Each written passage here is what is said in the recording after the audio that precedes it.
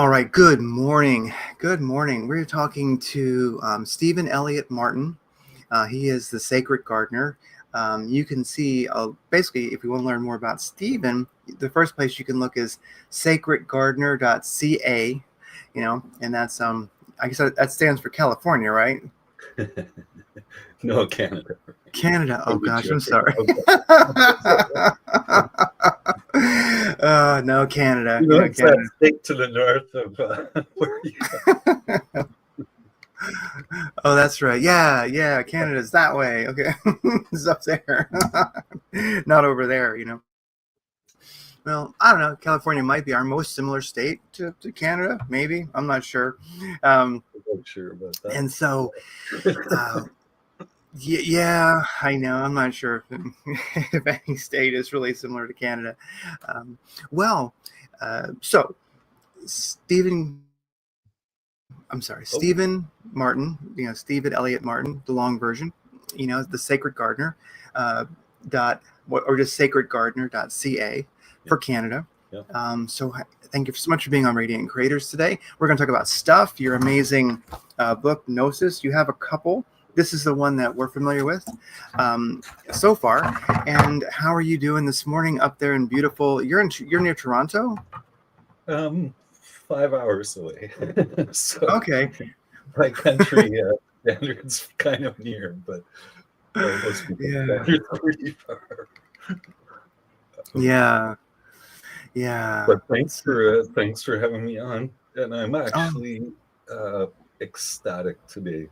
I'm just really coming off a week session there of the school, and it's been raining here the last 2 days. And if you're from Arizona, which I think you are, then know this feeling when she comes after months and months. It's like, oh my God, just so happy.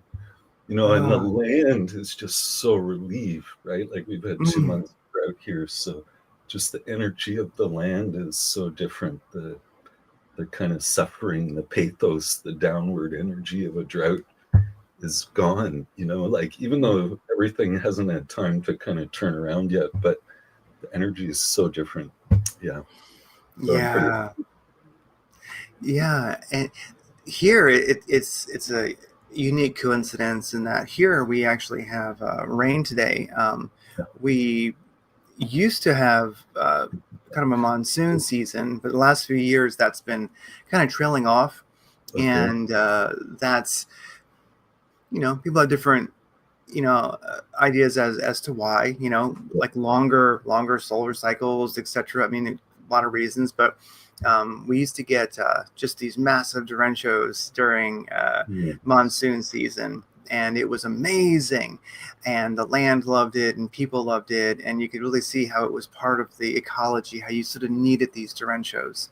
And and this year, well, we'll see. It's trying. The big, huge, fluffy clouds. They come running in with a lot of they want to come rain on us, but it's hard to get over the Sonoran Desert because the heat rising pushes it away. And so the land is it's very thirsty. It is really looking forward to the rain, and I agree. You can feel the happiness. And today we have some thunder this morning and some overcast, and so even that's a celebration. Nice. I guess maybe my ceremonies and everything we did work for you too. Yeah, maybe bigger than I thought. It usually does, yeah. Because Arizona is kind of part of Canada in a way. Actually, in my travels in the U.S., Arizona and New Mexico were kind of like the 2 places where I imagined I could actually be, but I couldn't ever handle the drought. I could never handle that. I'm too attached to the plant life, and just it would just kill me, because I know there's places there where it doesn't even rain every year, kind of stuff, and so depending on where you are, that'd be torturous. But the land itself, the spiritual power of the land, and in terms of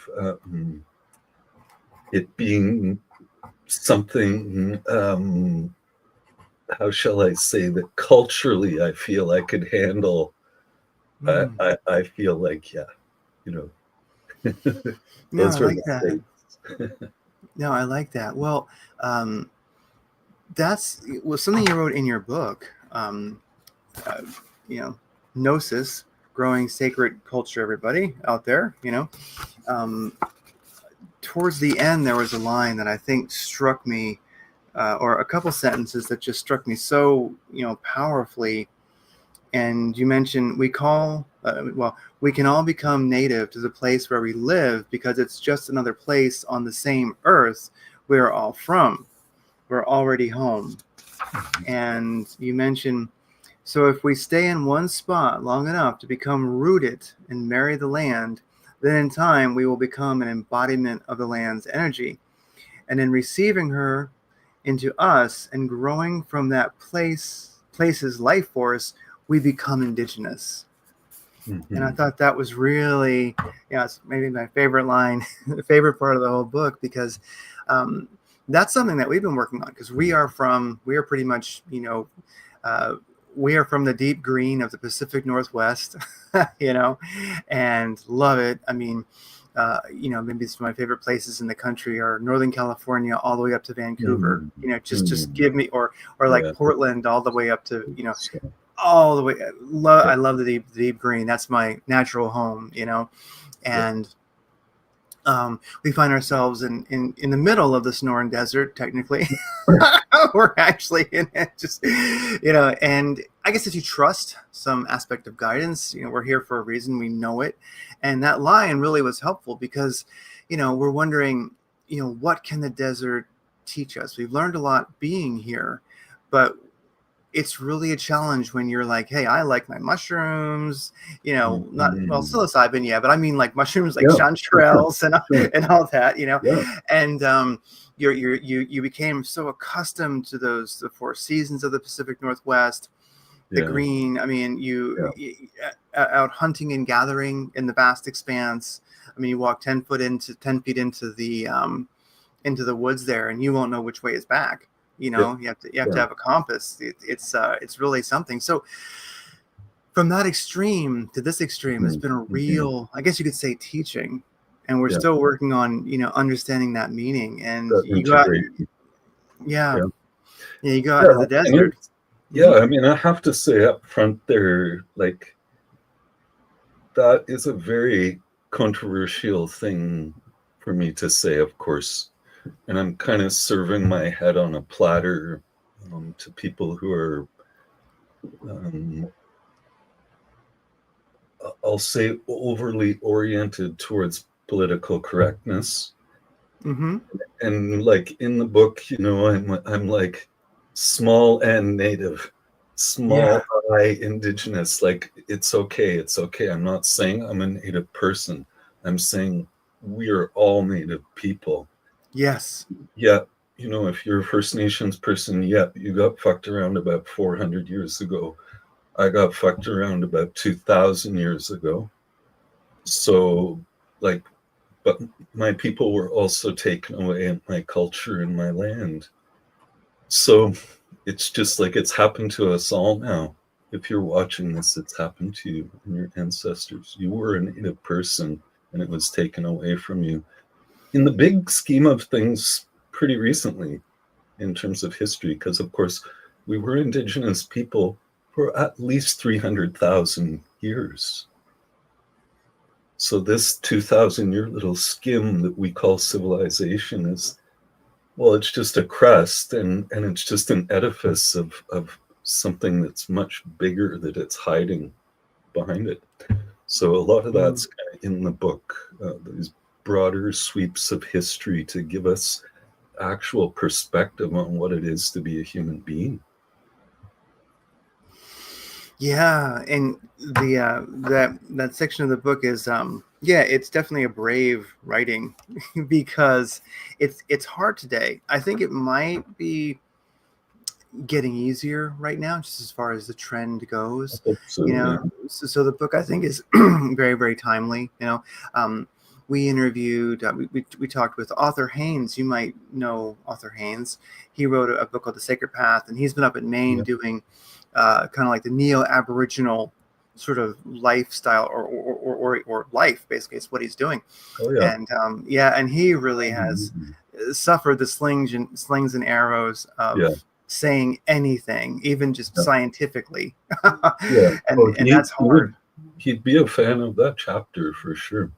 I hope it makes its way to him, because he might find some solace in it, and might find some ground to stand on. You know, not that he doesn't have ground to stand on. I'm sure he does. But I'll have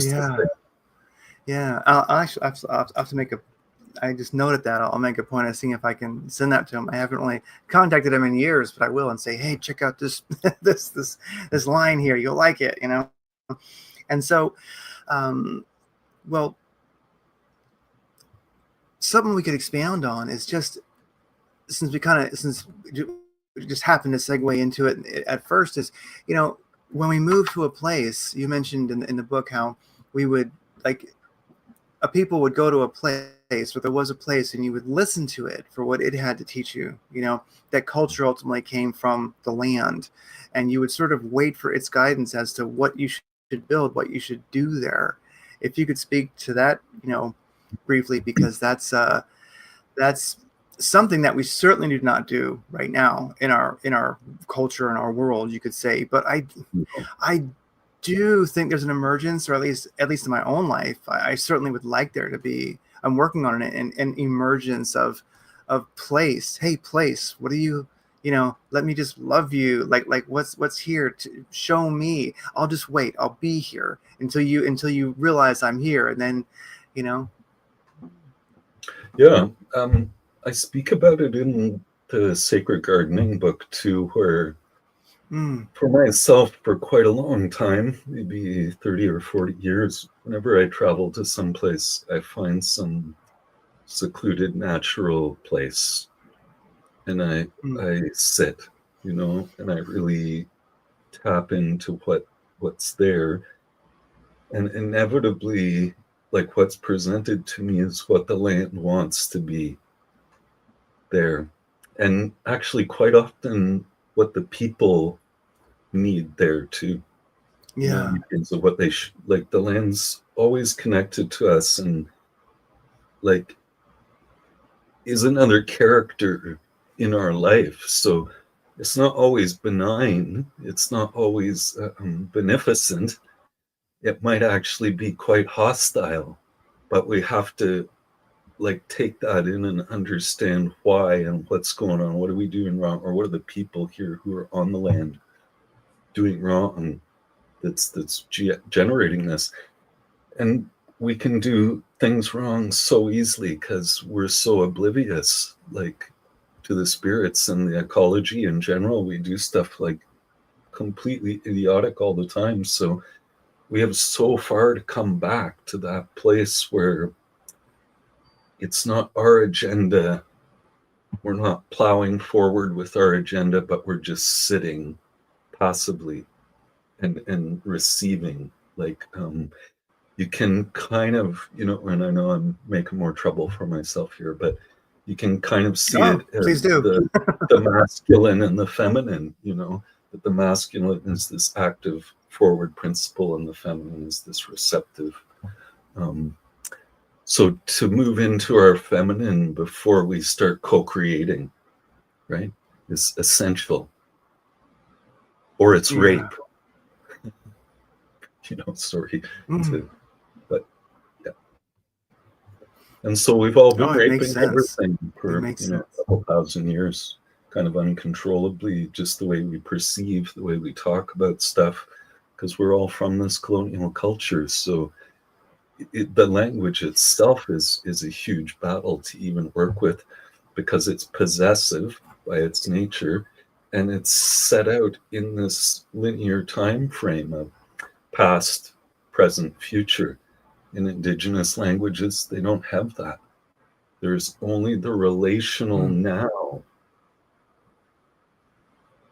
Because it's so, can you imagine how differently we could have grown up thinking about things that way, realizing that all that ever exists, in fact, is now. The past and the future don't exist. They don't exist. We made that up. And it's so deep in our language, we can't get it out of our thought. But if you really think about it, of course the past doesn't exist. There's nothing there. And the future doesn't exist. This is it. And it's always been it. And it always will be it. There's only the now. And in the now, everything's okay. Mm-hmm. No tension, right? The tension is created by tenses, by grammatical tenses. So right up the foundational stuff, we're kind of been twisted around. And so the book, even though ostensibly it's about spells, it's maybe a bit more about dispelling these things, like undoing things that have kind of twisted up our perception. Yeah. And I think there might be a growing awareness of that. There's, when I look at Eckhart Tolle's book, The Power of Now, that came out, and you could tell that people were, they were really grasping for it. It really came at the right time. People were right for it, for sure. Yeah, it was the right time for that to happen. But that lesson has to keep over and over. It has to be reiterated, and it's what the Buddhists and the Eastern religions really brought us to, is the power of now. Yeah. For them, they didn't lose that, like Christianity, I think, except for maybe little Gnostic kind of cults and stuff, kind of lost that. Yeah. Christianity would be more like the power of after. The power of you behaving well. Yeah, like the now actually doesn't exist. It's just you're just here in the now for a little while, and then everything is great. If you were good. It's so true. It's so true. It's kind of the opposite almost. Yeah, and also, I mean, that's where you're not a servant or a part of the land. It's all subject to you. That's not the most eloquent way to have that experience. So, well, also along with that is that value is the paved parts on the map, and I think that it's so important. When I look at the map, I always go, oh, it's a beautiful green between places that seems to have a value, and we call that undeveloped. Right. And it just seems like it's so in the language, Mm-hmm. You just have to kind of look at how we talk about things. And, I mean, it seems like there, you would think there should be some kind of a ritual, for breaking new ground, and it's done so thoughtlessly. And you start thinking, well, what about the ground squirrels that live there and the rabbits and here in the desert, it just gets eaten up chunk by chunk. And I just think, at least to have a ritual, at least to have some reverence, but that I think is very unfortunate. Yeah, and that we don't, or some do, but most don't. And so well, like everything, right? We do things backwards. So we have this groundbreaking celebration, right? Yes. But it should be a mourning, a groundbreaking mourning. Like, we're so sorry to do this, but this is why we're doing it, is because we want to become part of the land. We want this housing or whatever is being developed to be part of the abundance of the land and part of the beauty of the land. And that's how we should be going forward into building. But we do this other thing where it's like, we celebrate that we get to achieve our plan, and our, agenda and stuff, and yay, we get to break the ground. It's like, it's actually pretty gruesome in a way. Yeah, it's not a very pretty ritual, like the deflowering of women and such, it's all kind of and so in your book, one of the things that you do, talk about is animism, and I think that's one of the things that we're missing, is that it's not only that the land is alive and we should honor that. And ultimately, you need to feel it first, because you need to be aware of it before it matters to an individual, But the land, of course, is alive. But then when you get into animism, to me, like, my definition is just all things are alive in a sense. They're all manifestations of consciousness, God, however everyone wants to put it. It's that, and some things are easier to see animistically, but then again, it is a much more beautiful way to live, because it's truth. But also, when all things are alive and you're doing your groundbreaking ceremony and you kick a rock out of the way, it's like, oh, I'm sorry. Yeah. I mean, and to put a little sharper point on it, it's not alive, it's sentient. Sentient, yeah. They have consciousness. Everything has consciousness. Some things are not alive in that sense, and just to kind of really make people feel that, and of course, yeah. Wow, sentience. That actually really puts it into context, because and I think many times people, they may believe that more than they think, in that, like, why would a person wear a certain crystal? Why would a person wear a certain... Well, those people are already there. They're already talking to rocks and stuff, so they already got it. Yeah. But how about even like what people call superstition, where you have a certain article of clothing or jewelry or something, and you wear it to protect yourself, or because it's good luck or something like that. Like, it's ludicrous on a rational level, but on an intuitive level, it's real, and you can feel like, okay, this thing has some kind of consciousness, sentience, and it's affecting the outcome of these things, right? Yeah. There's so many things like this that seem absolutely ludicrous. Like, you must be crazy, man, to think that. Like, that you could affect the weather or something. Like, what are you thinking? But in reality, we're connected to the weather. And it's reciprocal. It can affect us, but we can also affect us. And the thing is, with that, people you must be like a megalomaniac or something like that to think you can do that. But the thing is, to actually affect the outer reality, it's not through your individual will ever. It's through a relational connection and a collective will that reality changes like that. And it seems like a miracle, and it seems like maybe that guy did it or somebody did it, but no.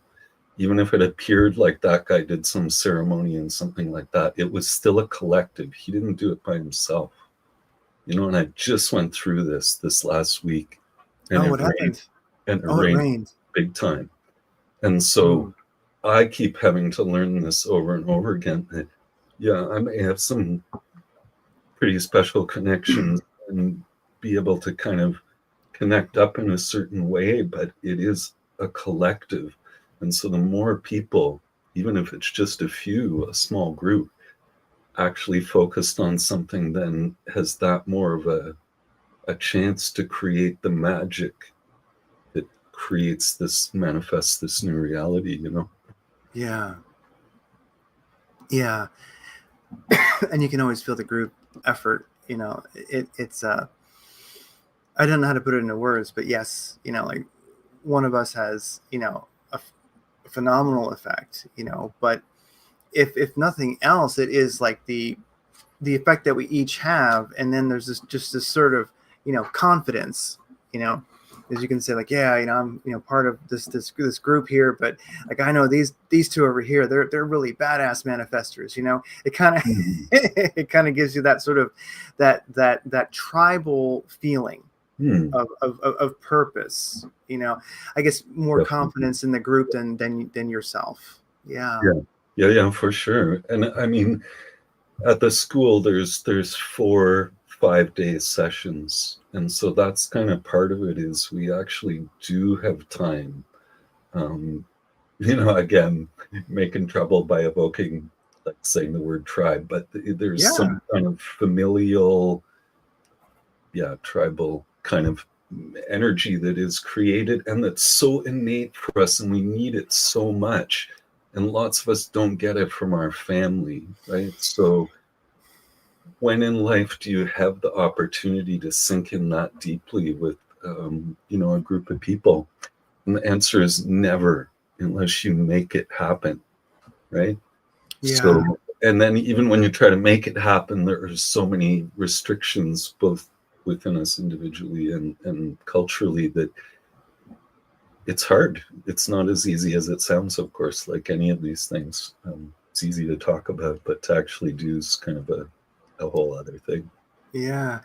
And so you just were doing that for a week. You had your week course, and like, what did that, since you just did it and it's, top of mind, what did all that entail? Like what did that look like? I mean, and also, do people come internationally to it, or is? Yeah, I mean, a good part of what we teach is kind of related to homesteading and herbalism and growing.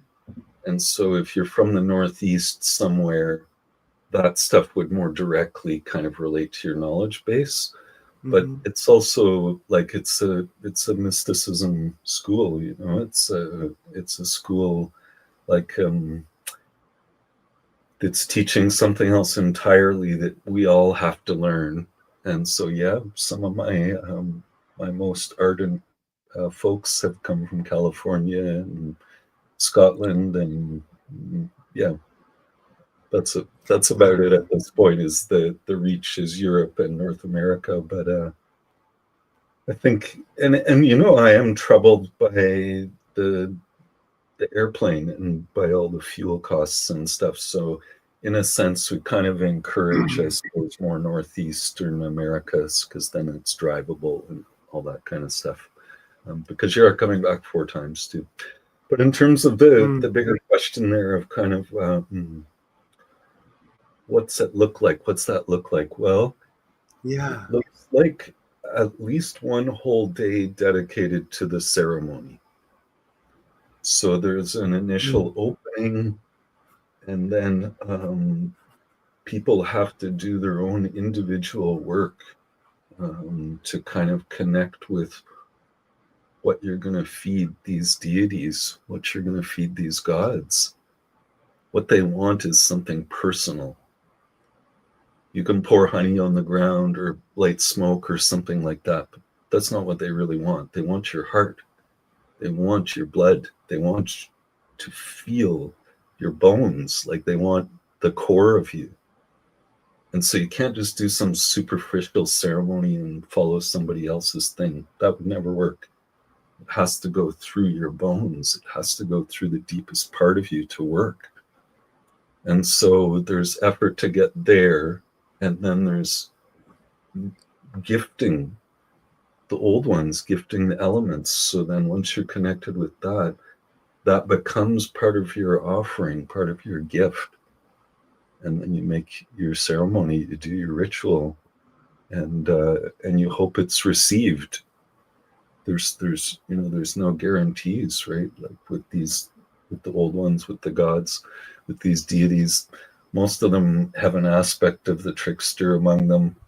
And so the more confident you become, or the more kind of like dogmatic, like dogma, as in dogma, the more they like to kind of turn your reality around and kind of have you cut down one way or another. So you're kind of you're sticking your neck out, and it better be real what you're offering, or you're going to get a teaching the other way. I like that. So consequence, which is to say, we are powerful. There's super consequence to what we're thinking and our actions. Yeah, I mean, a person's life, everything about it really, it is their mind. I mean, it is their thoughts. I mean, we are ultimately projecting an enormous amount of it, and so there's the collective, of course, but there's also your collective, And I definitely hear you. There's and so you guys start out, right out the gate, saying that like the gods are real, and then fostering that relationship, right? Yeah, recognizing it first, just recognizing that, things like fire, are still absolutely foundational and essential to our culture. And to realize, like, we, in a sense, have captured this super powerful being and kind of have this exploitive relationship with it. And this is true just about everything for us, right? We feel like we have the right, we're entitled. We have that feeling like it's okay because it doesn't look like us exactly, to dictate its purpose and to use it, right? Like, to go back to like Francis Bacon or something, it's like this whole thing about, it's really nasty if you read a lot of his writing in terms of I wish I could remember the wording, and I'm glad I can't. It's not in my brain, but something about like capturing and exploiting nature, and it's very exploitive. It's the foundation of our whole industrial culture, is that kind of perception that knowledge is power, right? And that power is to be exercised, to our own end and without consequence. There's no equation there. It's all just ours if we want it, Just very tough. Oh, it certainly is. Yeah, and we have, like fire, which is one of our, spells, I guess you could say. I mean, it's and we take that, and there's something to be said for animism and reverence and recognition. Like I think of like I drive around an old like 1970. It's not that old, but 1978 Jeep Cherokee. This beautiful old machine. And part of that is really, it's like the animism of it, because cars are a great thing to point that out with. Cars have a spirit, for sure.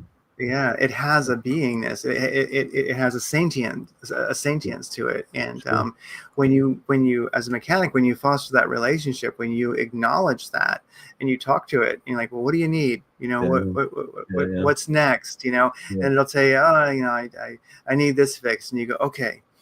But it's a great way right there. I mean, it's a machine, it's steel, it's metal, it's got oil, it drips, it burns. Yeah. And it does harness the fire and maybe somewhat of a harsh way, but at least the understanding, the recognition, the appreciation of the fire and the vehicle. Somehow I feel like when I drive around, I'm in greater harmony with self, nature, God, you could say, that maybe you can do that in a new vehicle too, but that thing's like driving a steam engine around,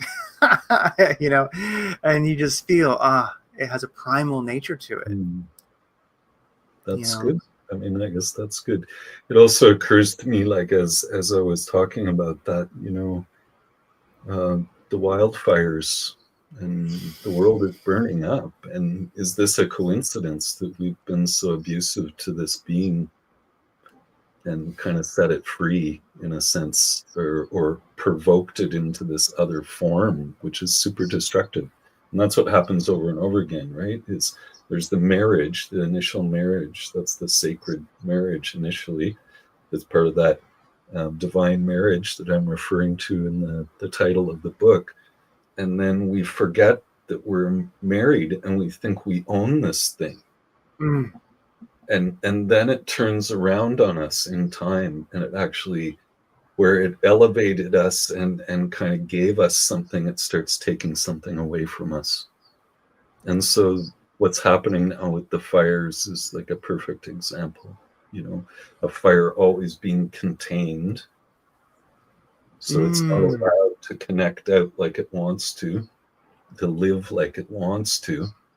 It's always being put in this form and not acknowledged ever for the gifts it's giving, right? So then, you anger the gods, you pay the price, right? There's consequences to these things. but we're like oblivious, Yes.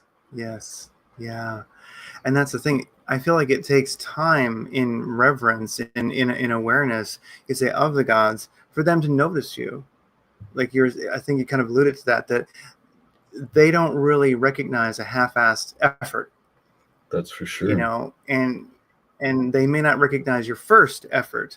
So it's a relationship that you have to, put, they're already there. You have to put the effort in to reconnect. They never left. Yeah, they're already here. You have to put the effort in them to get here. Too. Yeah. Yeah.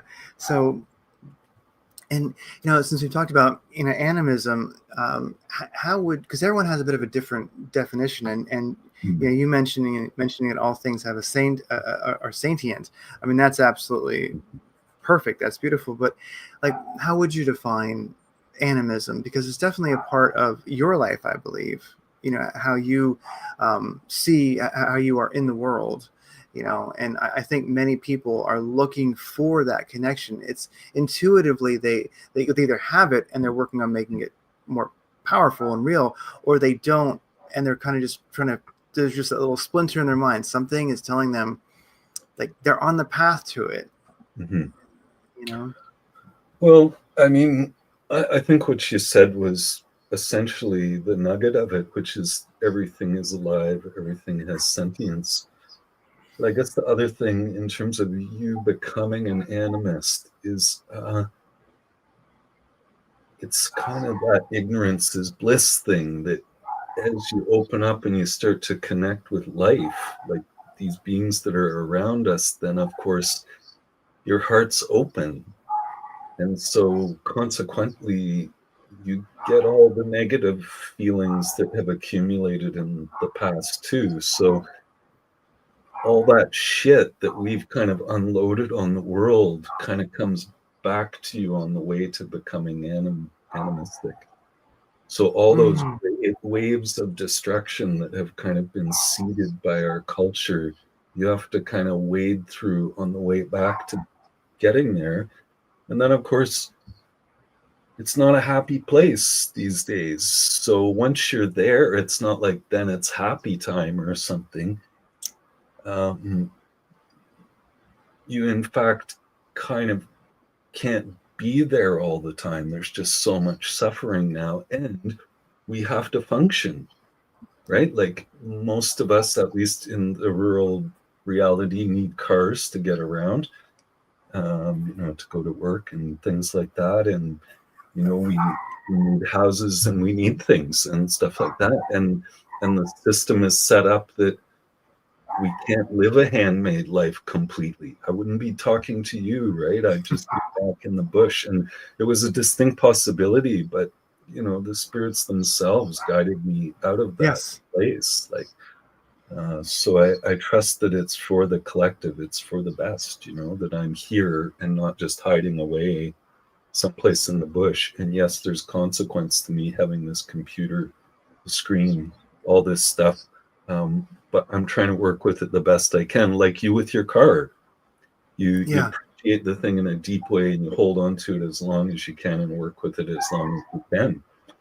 And that's the best we can do at this point. We can't completely cut ourselves off, because again, if we do, then we'll isolate ourselves so much that we won't be helping the collective in terms of kind of seeding in these ideas and ways to other people. So we all working with a balance. Like the idealism of things can just annihilate us and make us dysfunctional. So we need those ideals to kind of move forward, but to realize that they are ideals. They're in the abstract realm, and that there's reality, and we have to work with that too. Yeah, it's the paradox of it, where there's I think one of the things as we work on wisdom, and maybe we achieve like 0.001 of 1%, like we're huffing and puffing, we're trying to be wiser. I think there is a realization of just the paradox of things, where two things that would seemingly be impossible to be true, to both be true ultimately can be, where, because the thing is, there was a path left for us by others, and then we have to walk that and make the path, easier and keep it alive. Don't let it be overgrown, So it's kind of, because I have that same thought sometimes too. I'm like, man, it'd be great just to live in a big yurt on public land and just, Right. but that would only be good. That would only be fun for so long. And I can go do that now and then, but it's not your path. You know what I mean? I hear you completely. I get it. Yeah. And that was like the Buddha himself, like so 500 BC. I guess things weren't so fucked up. And so the idea of individual enlightenment was the goal back then. But he very distinctly said, within 500 years of my death, this path will be obsolete. The path of the Bodhisattva will take over. And so it's not about individual enlightenment. It's about your purpose then in the collective and your purpose here on earth. Because a time had come then. He came, right at the end of one age and at the start of another age, where it's a different thing. And then Christ carried that same thing. He was all about the collective. He was all about loving your neighbor and all that. So that's a continuation of that same strain, in a sense, that the Buddha kind of was the first to be recognized for. Wow. And so he said in 500 years, the individual path will be obsolete. So I guess that was, how long ago was that? I don't really know the timeline. 2,500 years ago. So it was 500 BC when the Buddha. Okay. Lived. And that was 2,500 years ago. Okay. So, for the last 2,000 years, we've been screwing it up. So yeah. Wow. I love that. There's been this Christian message, but it's been largely misunderstood and used in ways that maybe were not real. Not real. And that's the thing, and that beautiful, I'm not, tremendously familiar with, Buddhism, but I have, some knowledge. And I mean, to me, it always gets me the idea that I believe that the Buddha could have just left. He kind of had graduated, Earth Plane 101, and he said, no, I'll stick around out of compassion. And I just think anyone that doesn't touch deeply, I don't know what to say, because that is the ultimate act of compassion. And I think. Then lifetime after lifetime to commit to that. Yeah. That's powerful.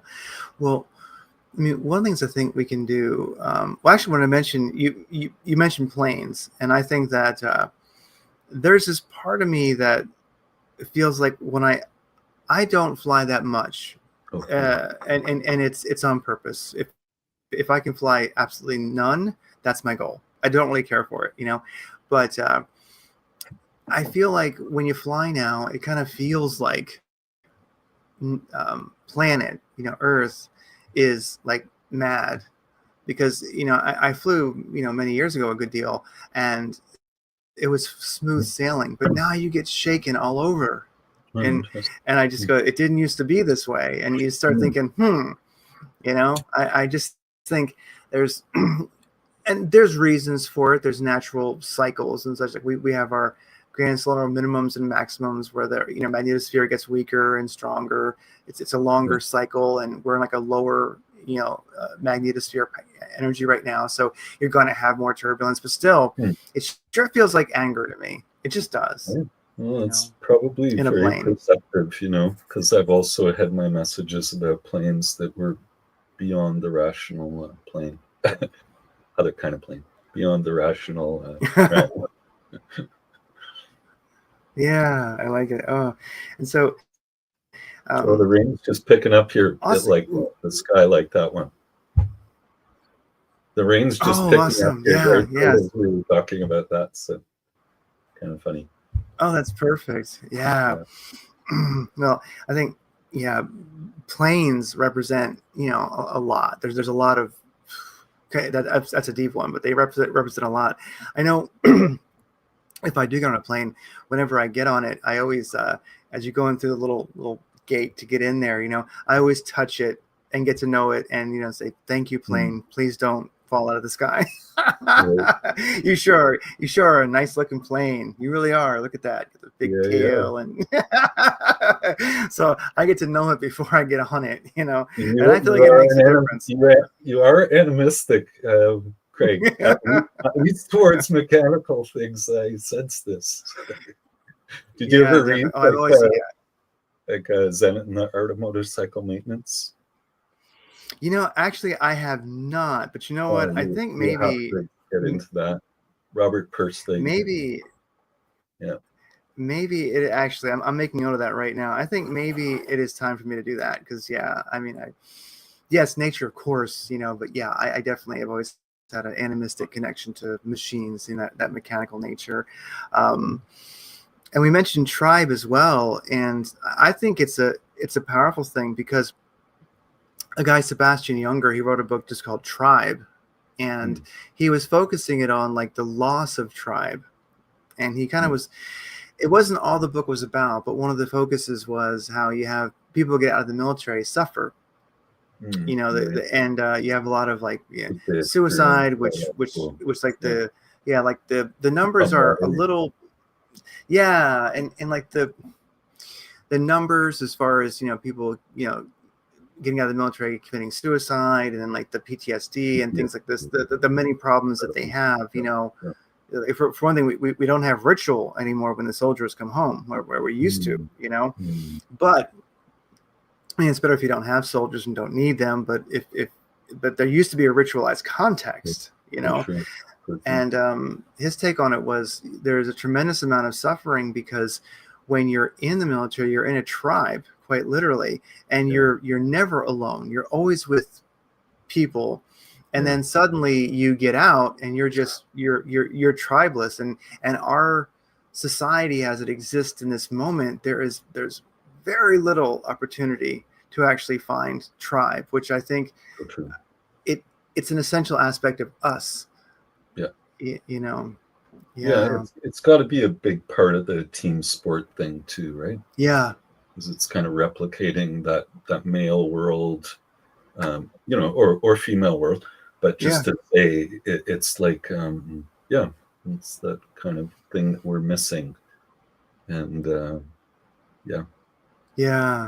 it's like when a few people go on a hunting trip, you find that oftentimes nobody really cares about hunting. Everyone just hangs out at the camp, and that's like the real value of it. And if somebody brings back a deer on their shoulder, great, but it's really that time together as hunters in nature.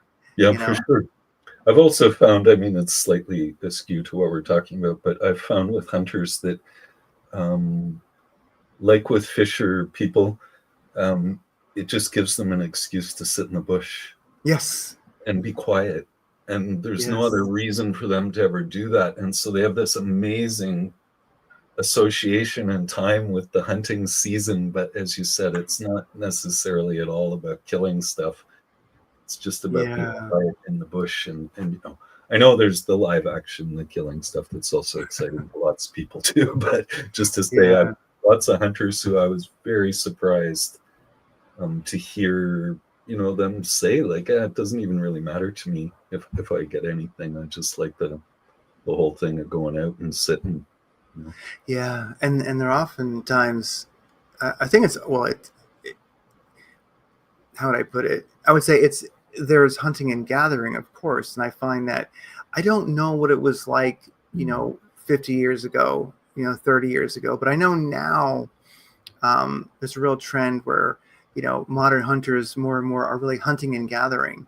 They're out there for a very full experience. So if you just go out with your friends and you're hunting, and you're looking for deers, or you're looking for elk, or you're looking for small game, whatever it is, people are happy to find a rabbit or two and some chanterelles, and just you're there at the camp, and it's tribal, it's bliss, and yeah. Well, and I know in this school, like, there's lots of times where we're harvesting together, 20 people that we're all harvesting, processing what was harvested, wild stuff together. And for some people, that's actually like the most potent, the most kind of satisfying, quenching kind of time for them, because they live alone, they're isolated. Most often it's women, and it's just not the way it's supposed to be.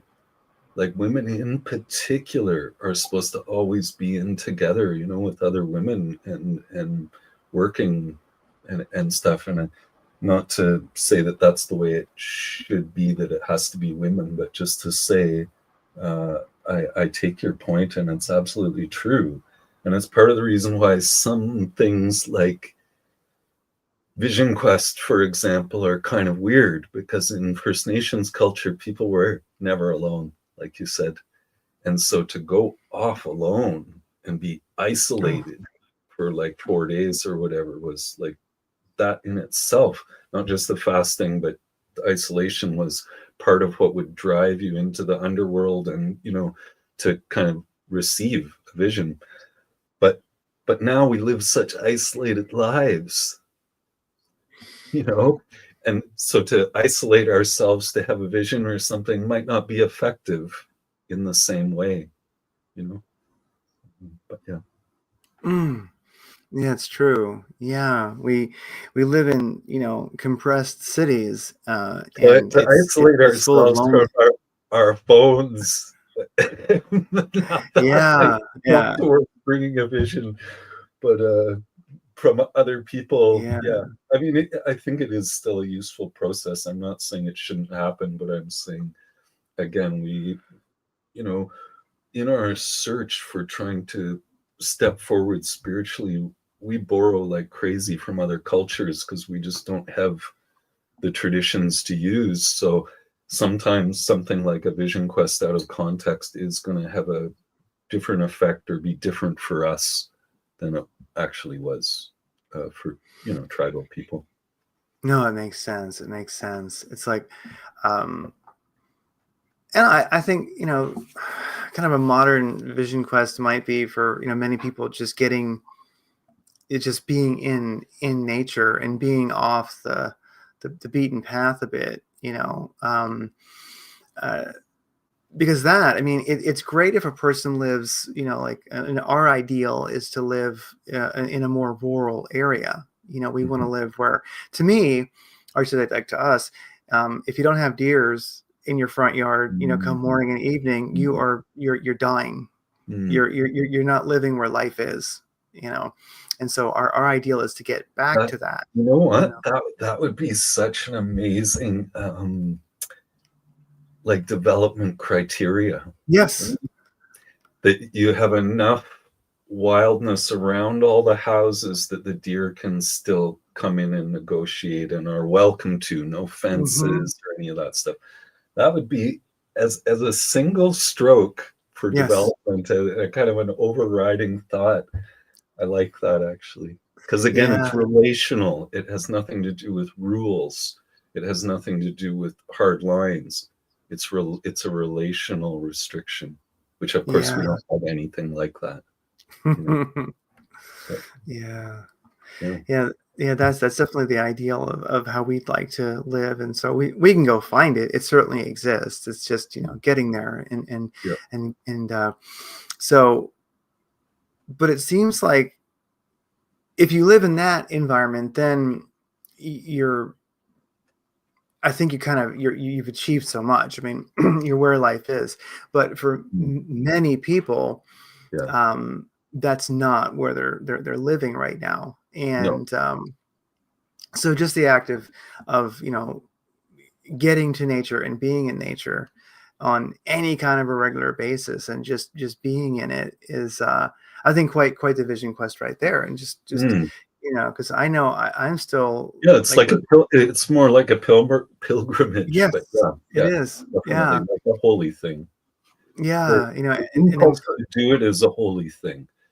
Yeah, and hopefully the camping industry and all these other industries that want to intervene on your impulse, don't interfere too much, right? Because the thing is, like, the convenience, the tyranny of convenience has overridden us, and it's so easy to think, oh yeah, let's bring the chairs too. Oh yeah, and the portable generator, and oh yeah, and the lights, and then you got a whole truck full of shit.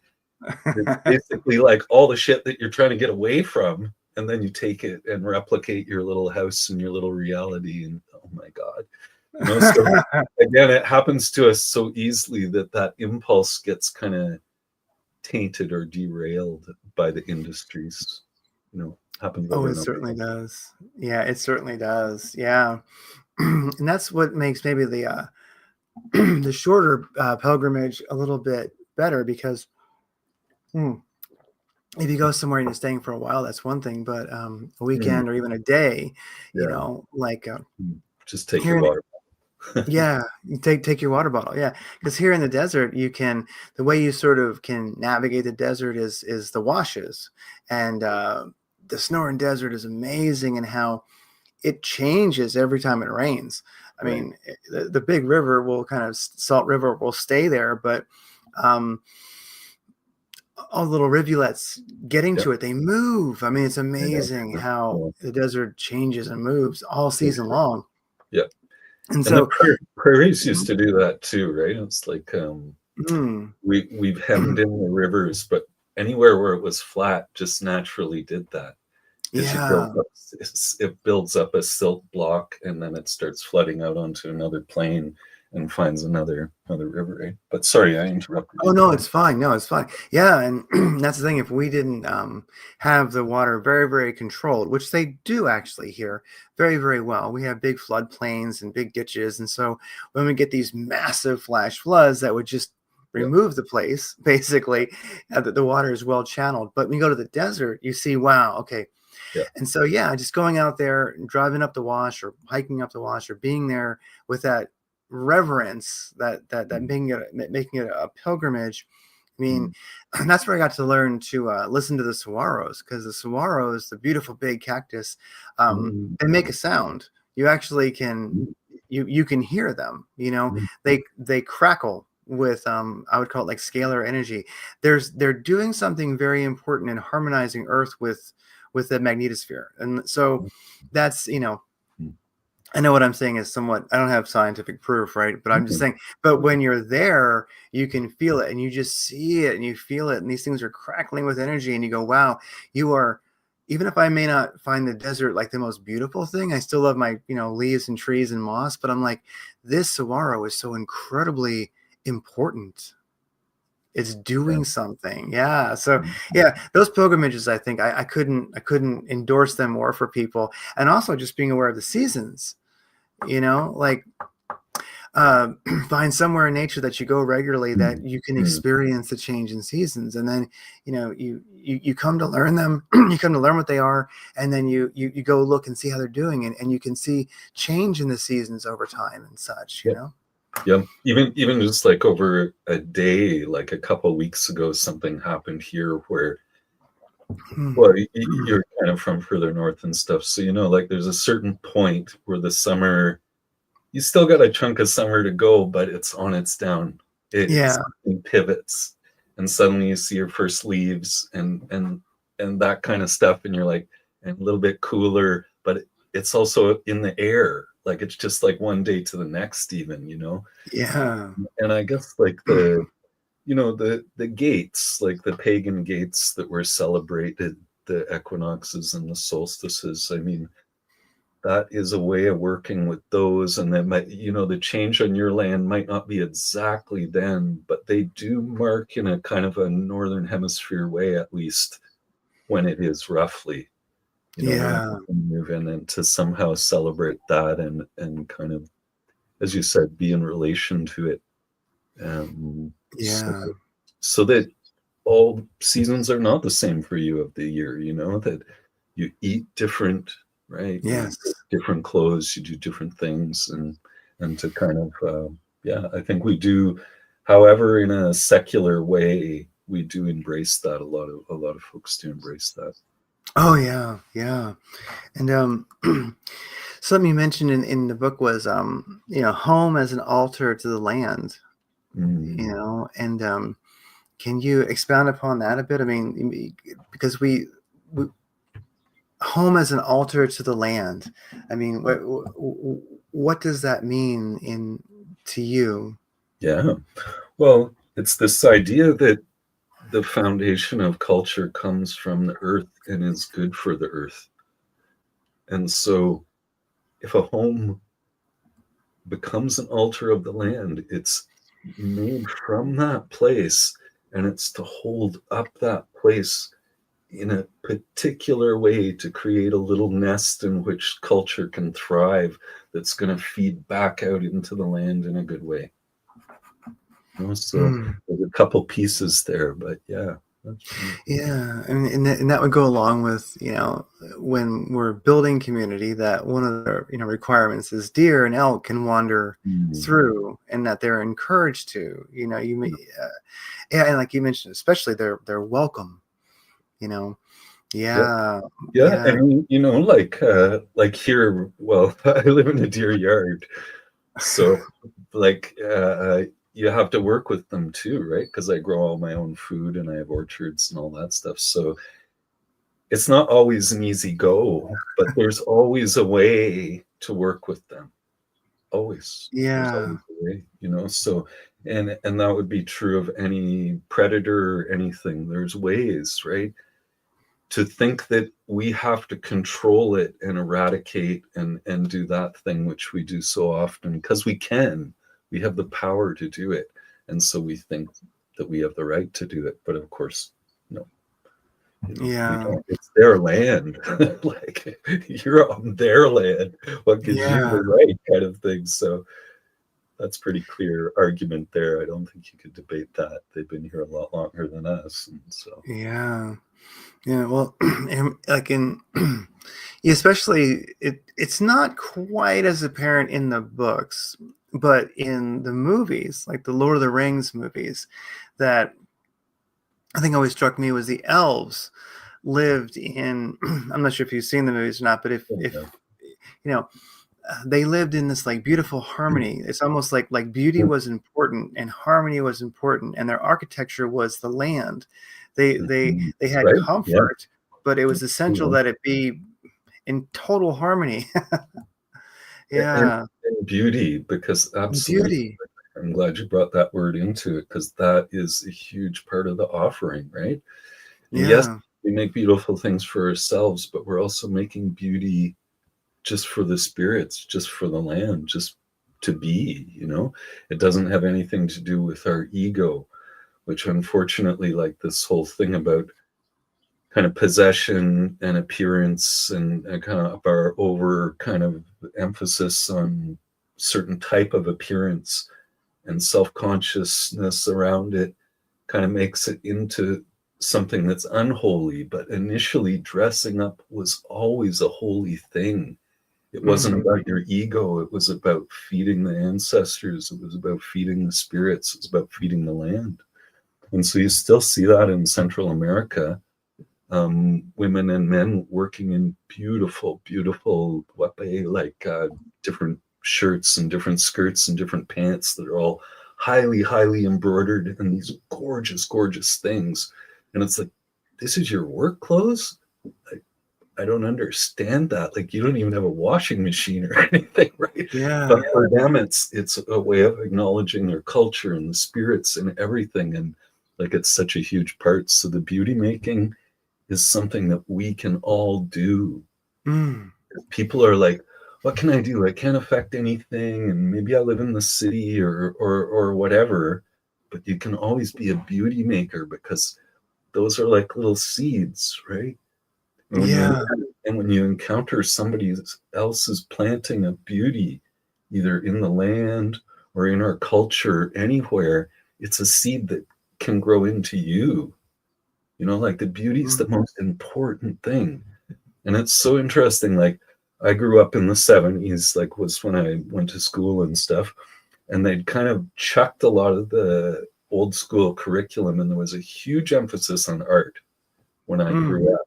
And now it's 180 degrees. Like, it's totally flipped around. Now it's like, I think they get to do art like twice a week or something like that. It's like so secondary. It's seen as so secondary in our children's education, and it should be primary, right? I've talked about this before, but like cultures like Bali and different Indonesian cultures like Vanuatu and stuff like that, they had no word for artist because it was so understood that that's what being a human is. Like, everybody's an artist. You have to make beauty. You have to express this, or you're not human. You know, I didn't even have a word for it. It's like First Nations people here had no word for wilderness because it was their home. So there was no, you know, otherness that we kind of brought with this notion of wilderness. Yeah. Getting back to the language and the words and how, you know, we can be affected by something so unconsciously. Oh, we certainly can. Kind of crap. Yeah. And I do think that we're seeing a change in that. It's hard to define, but I do think that, like you'd mentioned, that we've been here for 300,000 years. We've been here for a while, humans, and I do think we've gone through cataclysms in the past, and we just don't have memory of them. They're more like legend, like Atlantis and such, and so yeah, it does seem like. Anyway, it's all about just reverence and beauty and art, because like that was, I think, one of my favorite part of that movie, The Lord of the Rings, was just the harmony that the elves lived in, and you could see like where the dwarves kind of did, but not really. Then like the men, like, no, not really. So it's just really, really something where you see these different races, and how they live very, very differently. Yeah. Well, and let's talk about Tolkien. Like, yeah, he was a master historian. He'd collected everything, all types of literature. He wasn't making all this stuff up. They were compilations of little bits historically from different things. And if you don't want to give it any credence in the prehistory, and again, let's remember that the prehistory is 300,000 years we've been around. So we love to think it's a progression and somehow we're at the top, but not at all. It's just around and around and around, peaks and valleys throughout history. And so there has been other cultures than other times. So anyways, just to say, there may be actual historical credence, but even if you're not going to go there with Tolkien, he was also contemporary with people like Jung and stuff like that. And so he understood archetype.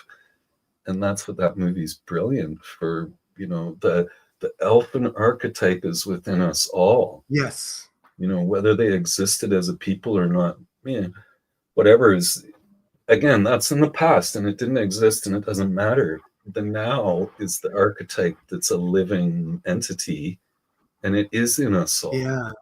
That, as well as the dwarf and all the nasty critters and all that stuff, right? They're all in us. Yeah. So, yeah. The high wizard, and the dark wizard, and all those things. Yeah. Oh yeah.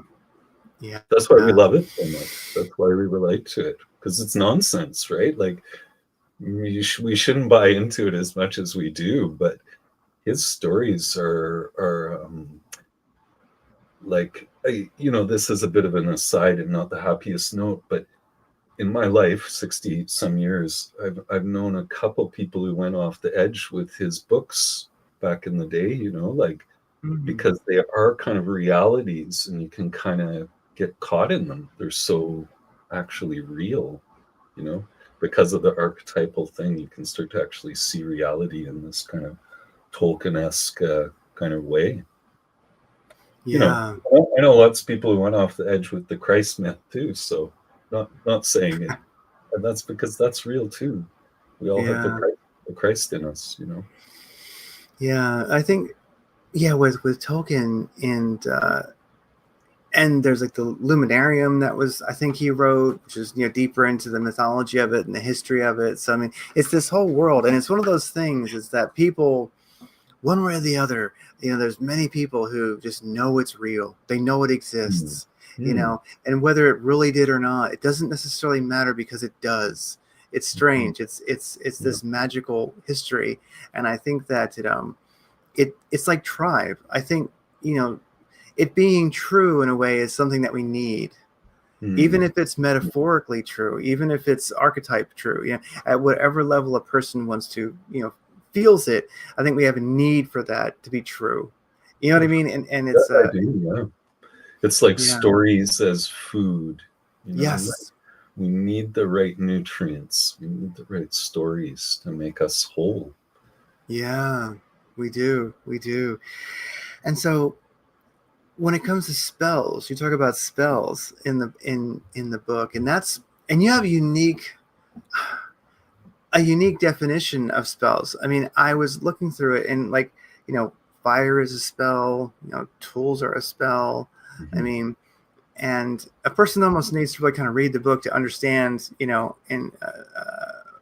what a spell really is. But can you define that as all? I was going to go into some specifics, but can you define, like, in your world, what is a spell? Because this is big stuff. Yeah. Well, it's not hocus pocus. It's not Harry Potter. It has nothing to do with that. That's all fantasy stuff. That's all made up by Christians after they killed all the witches off for 700 years already. That isn't what a spell is. A spell is being connected with the source of things and then folding that out into reality through a word or through an action. And so we misunderstand this, that you could just read some words or something and create a spell. No, it's that thing I was talking about earlier.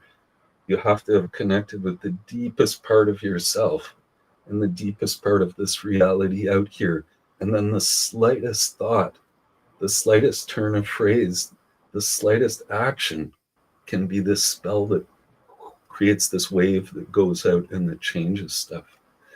So it's much subtler than anyone would ever know in reality. And we are doing it all the time unconsciously through thinking about things in a certain way and doing actions. We are creating spells that are making reality happen, making the future come into the present. Yeah. And so it's doing it consciously is really what making a spell is, because again, when you're doing it unconsciously, you're just caught in somebody else's spell from, it could be thousands of years ago, that we're all just still caught in. Like I was speaking about earlier with the language and the tenses and things like that. Like these weren't random things that happened. These were choices. When the languages are formed, it's being formed by people who are trying to guide the culture. And that can be for good or for control or for any number of, just like personal motivation, can be any number of things that you do stuff for. And so when that culture is being formed, the spells are right in the core of it, and so this whole kind of notion of a sky god, for example, like the thing about any sky god is that they're disconnected from the earth. So you don't have to be connected to the earth anymore to achieve the holy, right? And so that in itself is this massive spell and a different thing. That's when a separation had occurred, when we started to worship the sky gods like Yahweh, so our God is a sky god, and so he can go anywhere with you, but the indigenous gods were endemic to the place always. Yes. You know, so if you lost your land, you lost your gods. It was that serious. And of course, the Romans and different colonial forces knew that. And so they were just like, well, let's kill all the spiritual leaders and let's eliminate where their gods live. And so in Europe, the gods lived in the forest. And so they cut down the forest intentionally. And of course, in doing that, they also broke the other part of the culture, which was oatmeal as the staple for the whole culture. You cut down all the trees and they don't have their staple food anymore. And you got rid of their gods all in one sweep. And then you kill the spiritual leaders. Done. You know, you've already conquered that culture completely. And so the same thing done over and over again everywhere. You know, even unconsciously, right? Yeah. We did the same thing here. I don't think when we came to North America, we were thinking, let's get rid of the forest. It'll be able to control a way to control the First Nations people. I don't think we were thinking that. I think we were trying to recreate our European landscape, which had been clear cut 2,000 years before. So we're trying to recreate this pastoral landscape, but as an unconscious consequence or part of the spell that was from way back, it does wipe out an indigenous lifestyle. If suddenly there's not an intact fecund ecology, then you're tied into the colonial food chain. Yeah. And when you kind of systematically, wipe out the buffalo and such like that, there's there's I would call it a rich history. It's a deep history. Good point. Here in the that was intentional, So you're right. Actually, there was that going on too. So that's a huge, and I've only, I guess you could say scratched the surface of it, but I mean, there's a huge history, colonial history and indigenous history of, the European arriving here, in the US. And it's one of those, I would say as far as stories goes, it's complicated, very complicated, but ultimately, I mean, it is what it is. I mean, a people arrived who had, wheel lock rifles, they weren't quite flintlocks yet. And, they met a Stone Age people as far as technology wise, and colonialism happened, here in the US. That's kind of how it goes. But I do think that. Well, it's 100% related to the gun. That's what's so interesting about guns, is there's such a fire point, such a hard ways to just kind of, because without it, the colonization likely wouldn't have happened, or not at the rate it did. It might still be going on now or something. But just to say, if it was an even fight, the Europeans would have done so well, But it wasn't an even fight. We brought this thing with us, and it had a spell, right? Like guns. It was a spell. Yes.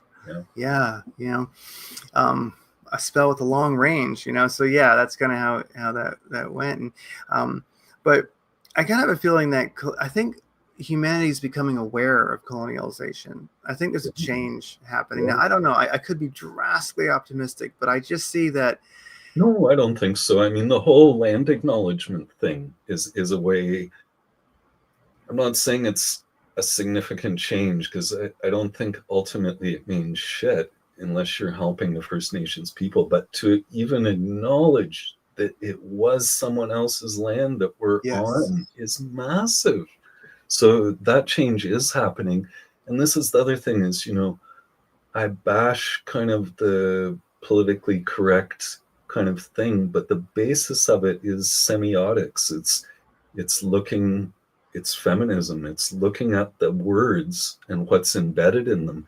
And so that's the gift of that thing that's turned into political correctness. Is semiotics is fucking brilliant. Like, it's a way of unpacking the past, and so you can actually understand these things, which we do have to understand. We can't just go off into the ethers and into the transcendence realm. There's too much weight here. There's too much baggage. Like what I always say is what we're looking for is inscendence, not transcendence. Because we have to go through what's around us to get to that other place. And the other place is right here, but there's a physical, dirty part of it, you know? And that's why, like, my school and all my teachings have this strong, physically grounded element. Because I can just go off into the ethers, but I don't, having been part of the New Age movement like 30 years ago, whatever, I don't find that useful. I don't find the results great, you know? And then there's like the organic food movement, and it's like, okay, well, this is great because look at what it's generating, or the permaculture movement, but it's missing this whole other thing. This whole spiritual element is very weak, if there at all, and it should be the foundational part. Yes. So that's kind of what I've tried to do in my 20 or 30 years of doing agricultural education, is to say that actually agriculture is a ritual to create culture. And if you do it wrong, then you create the wrong kind of culture. If you do it right, then you create the right kind of culture. Oh, that's so amazing. Agriculture isn't a corruption.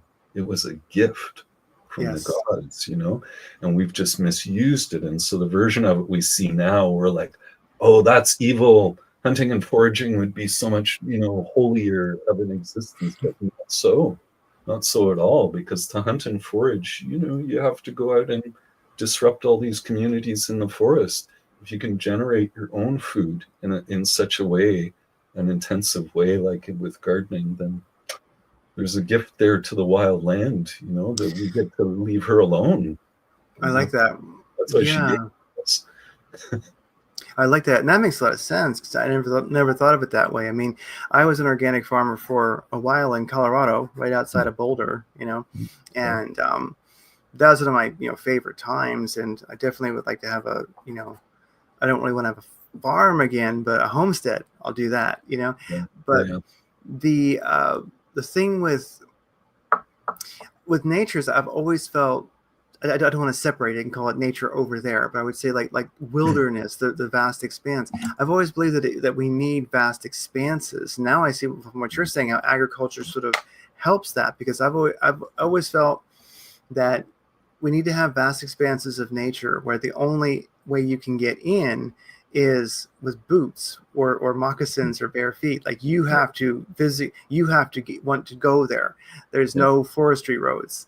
You know what I mean? Or if there are forestry roads for, you know, we do have to, we are wards of the land. I understand maybe having some forestry roads, maybe that makes sense, but there wouldn't be access to them. Yeah. You know, and without that vast expanse of undisturbed nature, it just really, I'm not sure if people always understand how managed nature is and how difficult it is for nature to be nature, because it needs vast undisturbed area where sure humans, if you want to go in there, but you're going to have to walk, you know. Sure. And all those things. I mean, that brings to mind Edward Abbey and Desert Solitaire. Yes, I love that book. Book where he really, really laid all that stuff out, the importance of it. And Desert Solitaire, that book, I mean, sometimes reading those is quite an emotional experience, because when I realized, when was this written? And you go, oh my gosh, it was a long time ago. Yeah, sure. I go, it hasn't gotten better. And that's also with I know when I think about it, I go, I just look at the amount of time. It's heartbreaking, you know.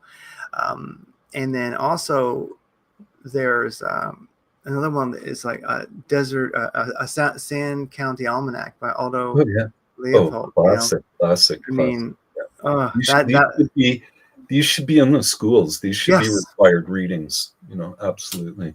Yeah. Really. Yeah. In Desert Solitaire, I always love the line in Desert Solitaire where when he was talking about roads, you know, there being access to the lands, and he was saying how we get too hung up on everyone having access, and he's like, look, you know, if you're young, you'll have your opportunity. If you're old, you had it. Yeah, I don't think he was known for softening his blows. Yeah. That's So why he when was a crusty old dude who lived out in the desert himself by himself. yeah, gosh, yeah. One nice thing about the desert is people will leave you alone because most people don't like it. So if you go out and live in the desert, we have amazing desert Yeah. communities here, and it's like they're by themselves. No one bugs them. Um, It's a bit like here because of the bugs. oh, The yeah. bugs kind of keep all, during COVID, it was really funny because all these urban people kind of moved up here, and they moved up in a season when the bugs weren't bad. And then the next spring, you saw all these for sale signs. Like people were like, what have I done? Oh, wow. Because there's, like any place, well, not any place, the West Coast is a little bit different, but most places, North America, if there's water and there's seasons, then, you get the black flies, you get mosquitoes, and then you get deer flies. And, you might have midges further south or something like that. But just to say, nature has bugs. Oh, And, yeah. and maybe even they're part of, the kind of imbalance, which we might perceive as anger. So when you come all soft and smelly out of the city, and you land in a place like this, I mean, you just get eaten alive. But for Oh, me, yeah. they basically leave me alone. Like I don't have any problem. I've got my 2,000 bite theory. You get a couple thousand bites and then you're good to go. Oh, yeah. Because now harmony has been created, and yeah, exactly. Right. Yeah, You gave your blood. yeah, you did. Yeah, there's your blood sacrifice. So there you are. I'm not joking. Yeah, and so when it comes to spells, and I think one spell that we're all under is coffee. It's about I heard you mention in when you were talking to people was coffee, and it does seem that like the our society, and I'd never exactly thought about it that way, and I love some coffee. I do. I like kratom too. I love my kratom, but I do realize that that is a spell, coffee and kratom, same as alcohol. I don't do much alcohol, but these really are all spells. And here I think to deal with the overwhelming noise of our civilization as it is, like capitalism, etc., everything you look at it, it's like humans are like, we need to promote emphatic panic mode within ourselves first thing in the morning to feel like we can keep up and not be crushed by it. And that's something I hadn't ever really realized until I heard you mention it. Coffee is a spell, and all the Western world is every morning, and you can almost call it, it's like an egregore. We tap into to accelerated panic mode so that we can get match the craziness that we exist in. Absolutely. And then there's the enslavery of the land and people in the South to grow our stimulant. So there's that whole wave of consequence as well that we're creating. And, there's this idea of fair trade. There's this idea of forest grown. Yeah. Complete bullshit.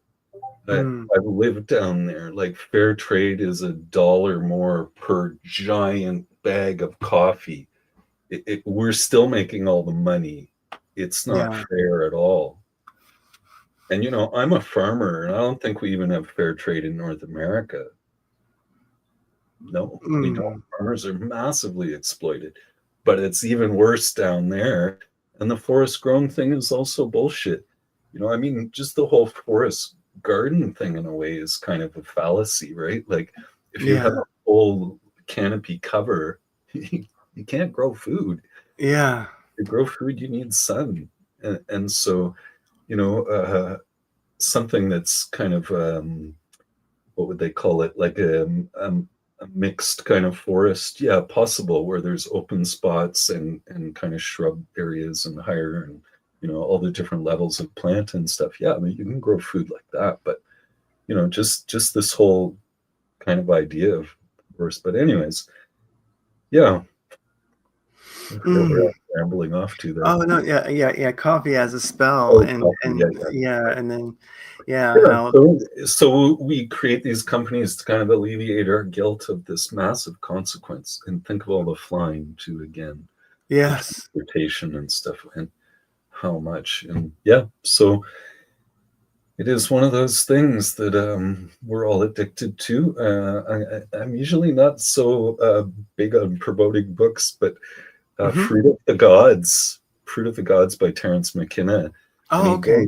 He goes through all these substances and how they essentially their spell and how they've created parts of culture and perpetuate culture. And he does the whole gambit, alcohol, coffee, marijuana, psychedelics, mushrooms, all those things. So that's another essential read, I think, out there.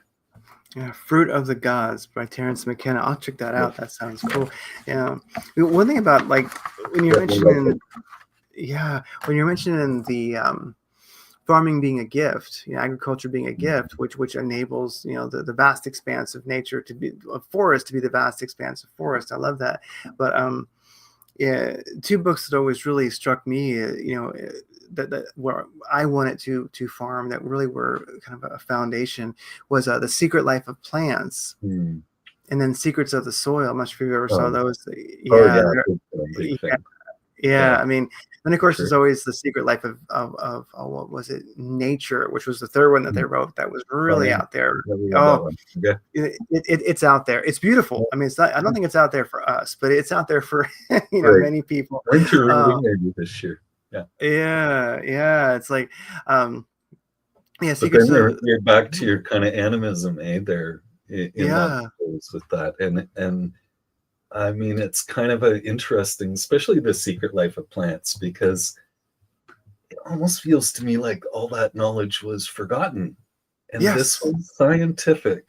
Like these were all double-blind tests and different things about how even at a distance, thinking about plants changed their electromagnetic frequencies and stuff. Yeah. And so, I mean, it's so interesting how even once we have like that kind of evidence, no, we can just forget it. We can just put it aside. It's like, no, that doesn't fit our development plans, because then we'd have to think about every tree that we're even just thinking about damaging, let alone actually damaging. So it's a level of consciousness that people cannot accept, even though it's been proven to be true with plants, that they are sentient, they're conscious in ways we're not even, Oh, I know. Yeah, we're not. It's like, the thing is, your dog always knows 15 minutes before you're home, and so do your plants. Everybody's waiting. So true. It's so true. Yeah. And that's one of those things with spending time in nature. It feels you coming, and it knows when you're there, and your intent will really create that experience. Absolutely. Definitely. You will manifest for sure. Like if you go into nature and you're fearful, you go into nature, you're afraid of snakes. Guess what? You just like call all the snakes to you. It's like an amazing thing. I've seen this happen so many times. People have come here. We have lots of snakes around, and it's always the people who are the most afraid that they show up for. Like it's just like, so projecting that fear. It's like nature just gives us back what we're looking for. And I've had encounters where I was sitting on like alligator mounds, birthing mounds, and I didn't know it, and I was like playing like some fucking idiot. But nothing happened, because we just eyed each other. She eyed me, I eyed her, and then I got off it because that's what I heard her say. But nothing happened. So I've been in these situations with jaguars, with bears, with poisonous snakes, with poisonous spiders, you name it. I've had personal interaction with every predator on this continent, and it always goes okay. I mean, knocking on wood, but just to say, I feel like it's a brother or a sister, like we're one. I'm one with these animals. I spent 4 years, in the bush.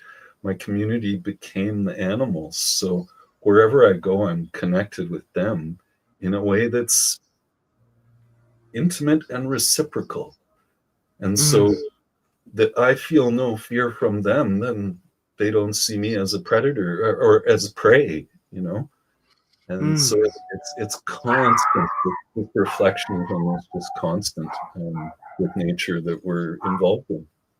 Yeah. It's not something out there that's just static, right? It's, as you said, it's very aware of us and interactive. Yeah, that's really something, and that's a great way for people to, you know, approach it. You know, I know I'll keep that in mind. Even more so is where, you know, it knew you were coming. You know, it did, and so, and it knows when you're there, and that's a much more reverent commune, you know, with it. Well, with self ultimately, you know, because nature's not outside of us. Yeah. Yeah, and you can feel it, you know, like if you let yourself, Mm-hmm. you know, and again, places have different energies. So some places are incredibly nourishing and powerful, you know, and then there's other places on the land that'll just kind of grind you the wrong way. Just Yeah. not really meant for us to be there, probably. You know, that a lot of the time I've encountered places like that. First Nations people are like, "Oh, you camp there? No, we never camp there." You know, because like that's they never tell you why, but it's like a bad place. You know, Oh, I get it. but yeah, I've been warned away from places, and I've also been on places where they said, you know, I've had people like way back, like in Temagami in the bush and stuff. You're 2 weeks in by canoe, and some First Nation guy shows up and says, "We never camp on this island," and they don't tell you why, but just letting you know. Okay, thanks for that. I'll pack up all my stuff and go like immediately. You know, the fact that you Yeah. showed up and told me that. So yeah, if we're sensitive to these things, like, and you think about certain places that have been mistreated. I remember hearing this story that in Hawaii, I think it was on the main island, they made this highway through like basically a real sacred place for the First Nations people there. And apparently that place still has this incredible amount of accidents and deaths a year, and there's no actual like physical reason for it. Like it's not a bottleneck or something weird like that. It's just that spirits were so offended they're making trouble still, you know, like 70 years later kind of thing or whatever. Yeah. So how many times have we maybe lived in a place that just is not working for us? And in fact, if you live close to these places, you'll see a for sale sign come up over and over and over because nobody seems to be able to actually stay there because they can't deal with the energies there, you know. But it manifests in their life in all sorts of weird, you know, ways. No, it makes sense. It makes sense. And Yeah. that's one of the great advantages to being sensitive. You know, I like to call it, it sounds a little bit egotistical, but awake, you know, people that are awake or awakening that are, I'd stay then you away start from to feel that it. one And myself, exactly. yeah. Mm-hmm. I mean, that one's Yeah. become so loaded. Maybe we won't use that. It's But very awakening loaded term. in You a know? certain way, yeah. Yeah.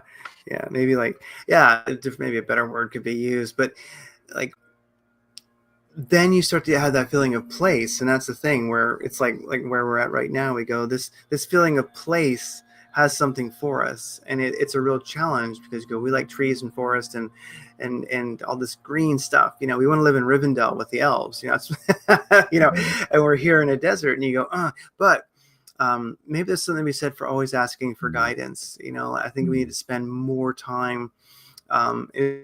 It's not hard to get to, but more time out in the desert and just be like, why are we here? What do you have for us? There's something, you know, there's something. And to become atoned with it, which at first you think you might never, but then you can walk around, it's 115 degrees and you don't even really notice anymore. You acclimate, maybe you become more indigenous. So I guess that's one of the things we're going through right now is we're not demanding an answer, of course, but just like place, why are we here? Yeah. Well, and I kind You of know? share this with you too. Yeah. This idea, like where we end up living, who our partner ends up being, this kind of stuff, it's not up to us. It's not what we want. Oh, No, it's not up to us. It's being orchestrated. There's a bigger orchestration Yes. going on. And so your approach is dead on the money, like rather than going and constantly dwelling in your head, like, oh, I want to be with this kind of person and not you, or I want to be with this kind of place and not you. That's the wrong spell. That's the wrong thing to be thinking. Yes. Quite frankly, be thinking what Yeah. you're exactly, which is, why am I with you? And then when you start to get answers around that stuff, then that relationship can really start to come in to focus, and what the gifts of it are, as opposed to always being not what you want, and focusing on the lacking. So yeah, good approach. Yeah. And here's one, I'll throw out there is we used to have, now, women and men are different. Don't want to get in trouble, but I'll throw that out there. And so on some levels. And so I think for women, like historically in tribe and Aboriginal culture, like that initiation into womanhood was usually the first menstruation. I think it was like, okay, you're a woman now, but for men, sometimes it was quite extreme and it varied. Sometimes it was just, you like the buffalo dance, I think, as they call it, or it might have also been called the sun dance. So those might be two different ones, but especially some of the Native Americans, you look at in Africa, I mean, some of the initiations into manhood were just brutal. It varied, it varied, but they matched the place, the land, what was the need of the time, and so the brutality was never just for the sake of brutality. It was necessity of place, you might say. And do you think that we're lacking something? I don't want people to get like, I don't want, men today to go through like the buffalo or the sun dance. I don't think that would be good. You'd lose too many people and they'd be damaged, but it seems like we need something and we don't have it, because I notice we're living in a society of like, like child men. Yeah. There's an initiation into manhood that men need it historically to serve their community, to serve their place, to serve their culture. And we don't become an adult. Yeah, become an adult. The child would die. That would be the brutality, the violence. The man would be born, and they would say, "Here is what it means," and now you do this.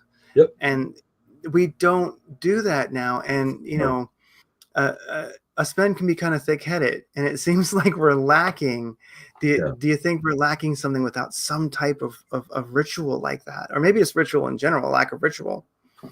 No, I think you hit the nail on the head. It's initiation rituals. And I mean, it's a really tricky thing because, again, it's like, you and I have both been around long enough that you've seen lots of people offer initiation ceremonies.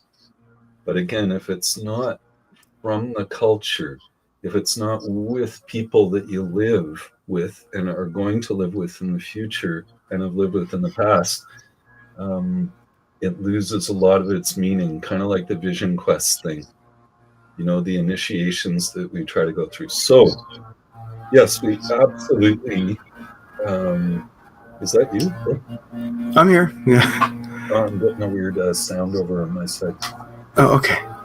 I'll mute the leaf blowers are in action right now, so I'll mute my end. Okay. Right. So you see, they're trying to cover over this part. They don't want us to communicate that actually most adult men are children still. But anyways, out there with their leaf blowers blowing things around. Sorry, couldn't resist. But anyways, it's so true. And this idea of toys, of needing all your toys, like that's a pretty clear indicator that you're still a child. If you need your boat and you need all your skidoo and all these things, and you don't actually need any of them, that's a bad sign for you. Sorry about that, folks. But And the only way that you become an adult is through, as you said, and this sounds really brutal and not to be misunderstood, but is killing the child. Because so long as that child can always look to the mother and look to, the abundance of life and all that stuff, then there's no reason to become an adult. You have to struggle and you have to suffer to kind of get through that threshold. It's a rough one, but it has to happen for us. And so sometimes life provides those things for us, like as men, we do have initiations. Sometimes we're lucky enough to find a mentor or even find ourselves in a situation that we did not want to be in, but we have to suck it up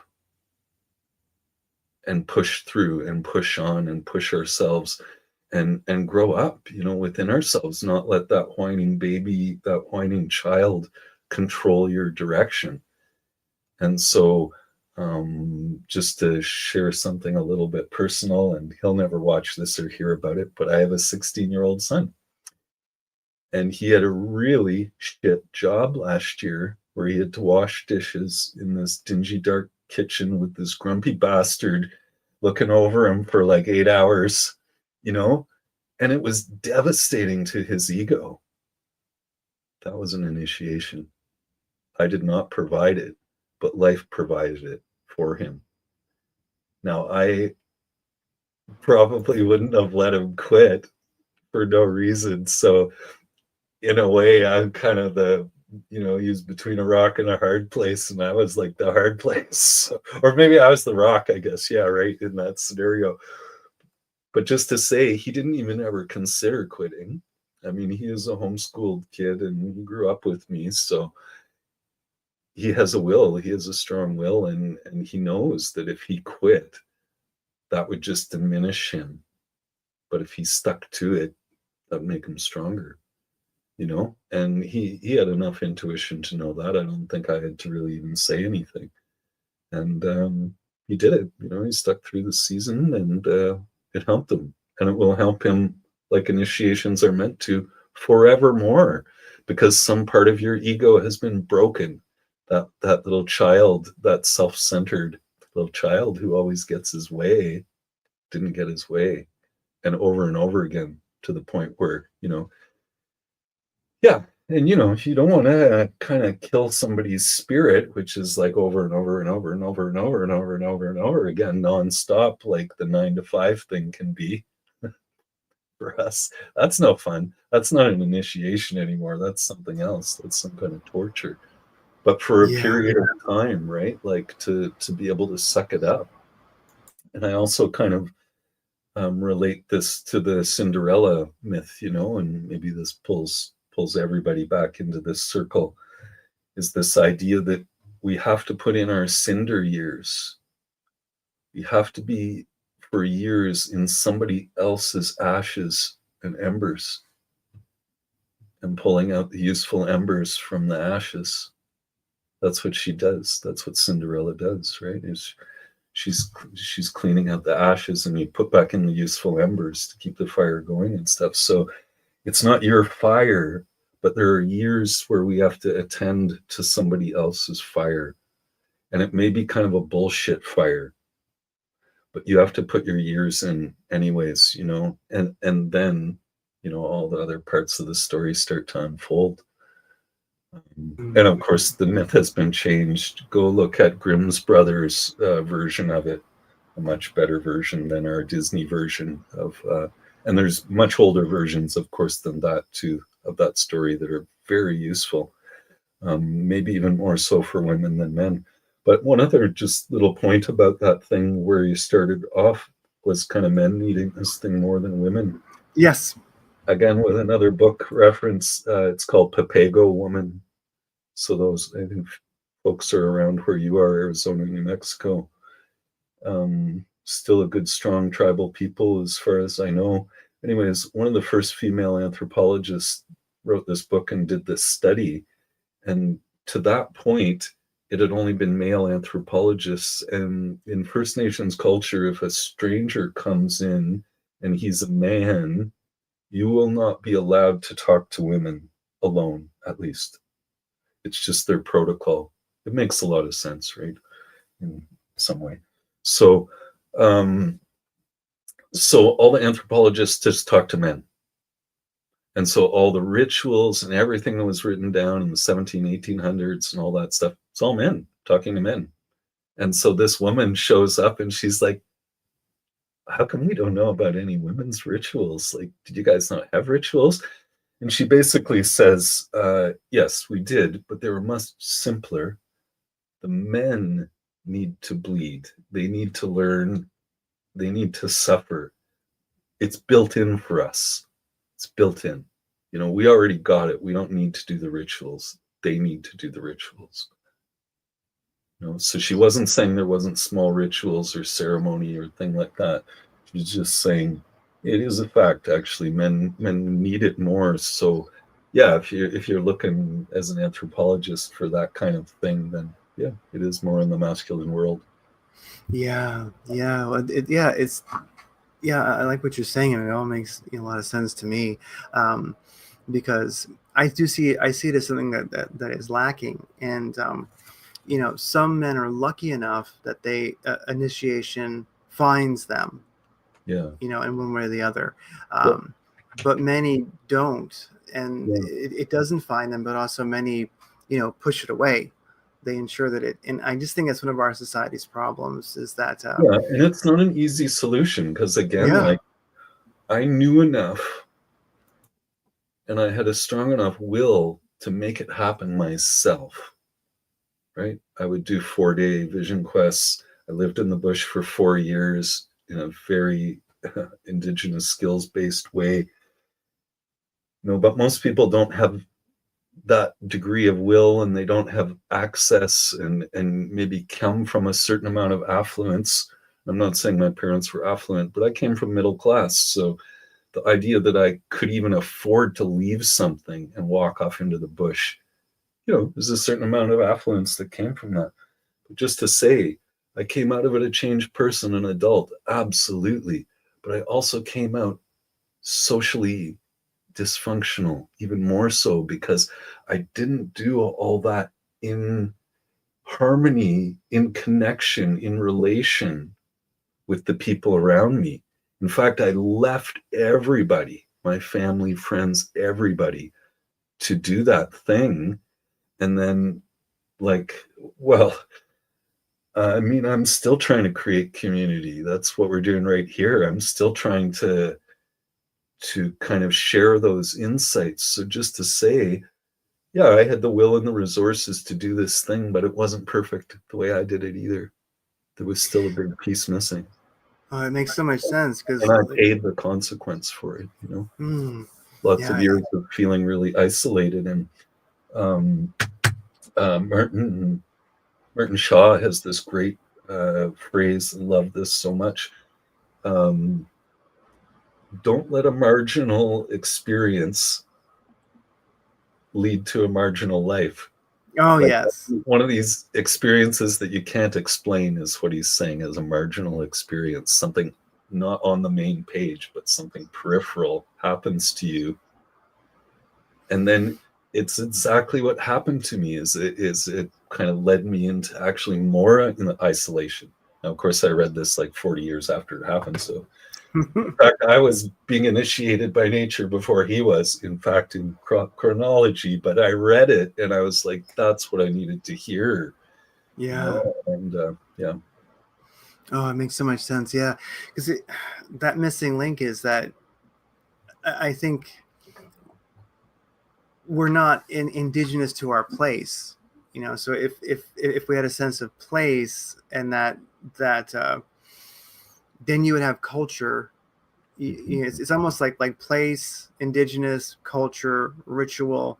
There's all these this aspects of foundation that are needed for that male initiation into manhood, and without all of those pieces in place, which used to exist, it's that ritual it's kind of, I guess, hopefully it was on schedule for you. And Well, in it Providence, was. And I think this is so useful to talk about, like, let's just sit on this for a little bit more, because sure. So many people are wondering about this and how to get there. And there's no way to contrive it and it be 100% good. Yet we have to step forward into it. So we have to do this bumbling, awkward stumble into this thing. And we have to use bridges from other cultures to get into this place. And so it's like rebuilding community. It's very, very difficult for us. It's why the whole hippie commune thing failed, because we weren't up to it. And then we were like, okay, intentional communities would be the answer. But then, of course, that's a compromise and everybody's still kind of isolated. And yes, it could be a better thing, but just to say, with all these things, we have to reapproach them in a forgiving way with ourselves and understand that we can only take baby steps. You see it with herbalism, you see it with midwifery. Like, midwifery has come back in, but it's according to the allopathic kind of reality. Whereas in fact, midwifery was herbalism. Like, basically the main ingredient of it hasn't been reclaimed yet by most midwives. So just to say, I can talk about this over and over and over again, where there's no way for us to step fully back into that completely whole, completely holy reality. We have to do a bumbling, embarrassing attempt at these things first. There's no other way. And so in those initial things, that's where we find our way. That's where we find our footing. But it's going to be awkward. There's no perfect way to go into it, where it's just not possible. So yeah, just wanted to say that too, because I know there's lots of people out there, either young themselves or have sons and are just wondering how to do this thing. And it's like, I encourage you to try to do it, but also realize that if you yourself have not been initiated, what are the odds that you're going to be able to know all the things to do and to be able to feel within yourself, to have the right spiritual posture to initiate someone else? I mean, within Indigenous culture, it's a well-known thing. You can't initiate your own son. Someone else has to carry that. You can't do it because you'd be too soft.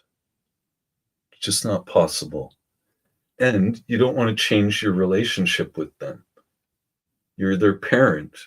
An initiator is an uncle or somebody else who won't put up with your shit, basically,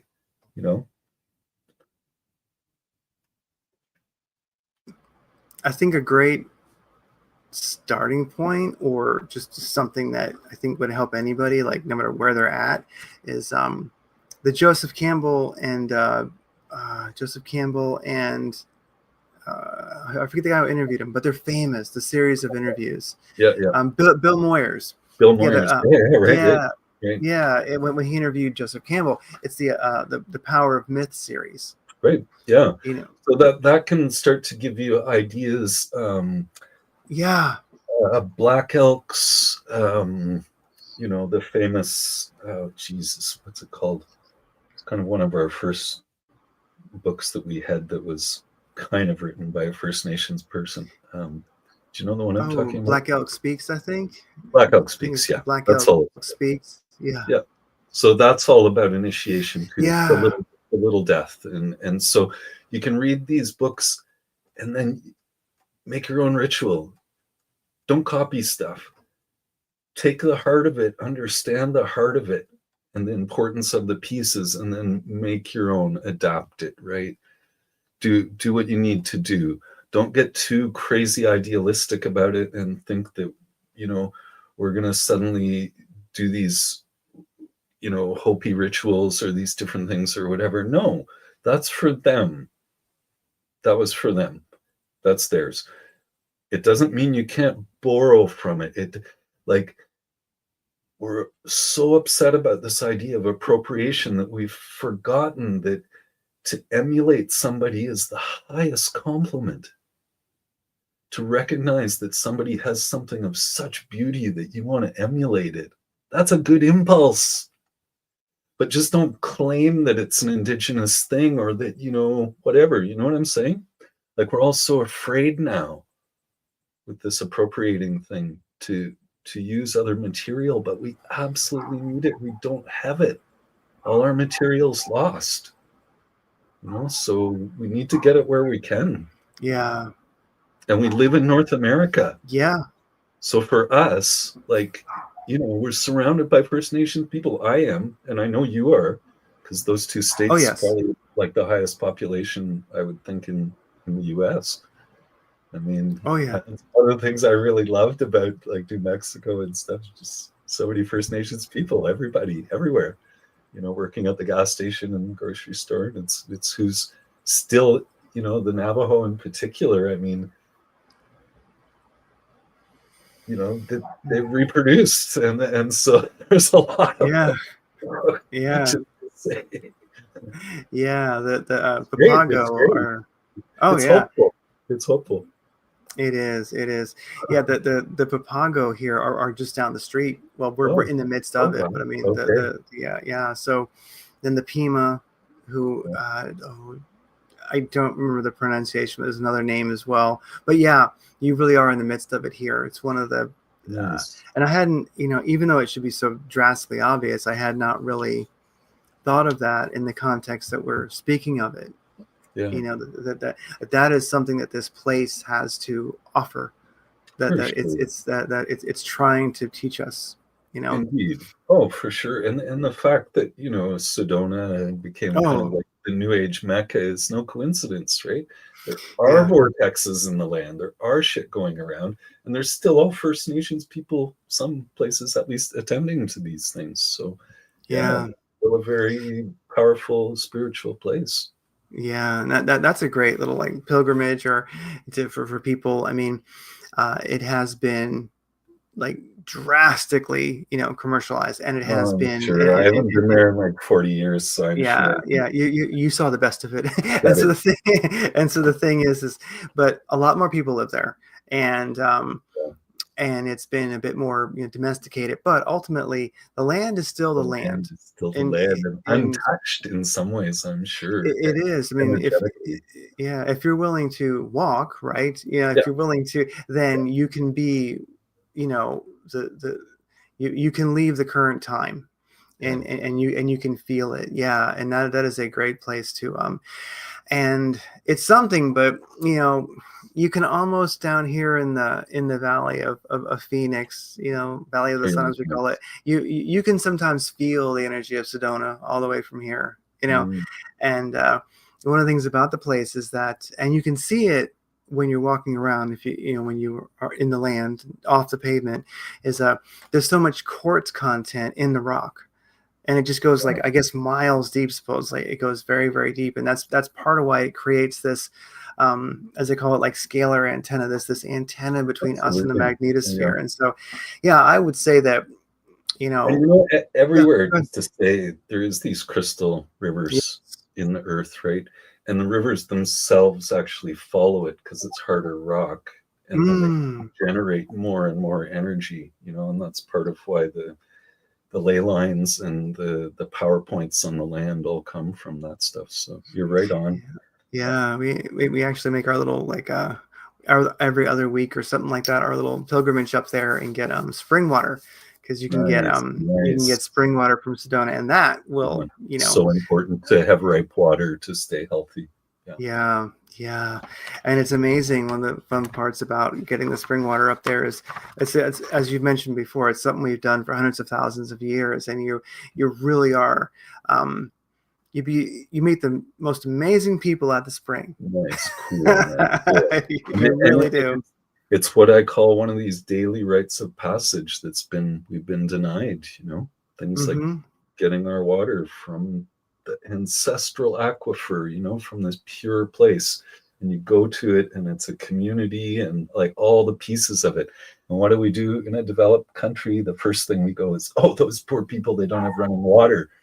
So then we create a whole waterworks system which gets polluted and contaminated, and then like this whole fuck thing, and destroy the culture while we're trying to help them. You know, we use lead pipes, and we make sure the water gets moved around. All the fluoride and chlorine. Oh yeah, some nice fluoridated, lead enriched. Make it safe. Make it safe. Oh, make it safe. Yeah. We've been pretty good at staying out of the negative realm, because again, with all this stuff, it's easy to commiserate over it, and we both know, and all these things, and we can go back and forth, but what kind of spell are you creating by dwelling in that place of negativity all the time? Once you've already thought about it once and you got it, okay, I understand, that's shit, but we don't have to go there again and again and again and keep talking about industrial agriculture and how shit this reality is. Let's talk about, new things, new seeds for planting, and to realize that we're powerful beings and our thoughts are affecting things. And so we have to become responsible for them. And so you might think that you're somehow righteous because you're bitching about how some industrial thing is doing, but you're not helping the situation until you can do something in the other direction that's physical. And then that's like the real stuff, right? That's what we need to do. Oh, that's absolutely perfect. And that's a great place to wrap things up, because that's really the point of it all. I mean, if your spell is, to create beauty and have gratitude and optimism, even if you can't explain your optimism, you just feel it and it's real.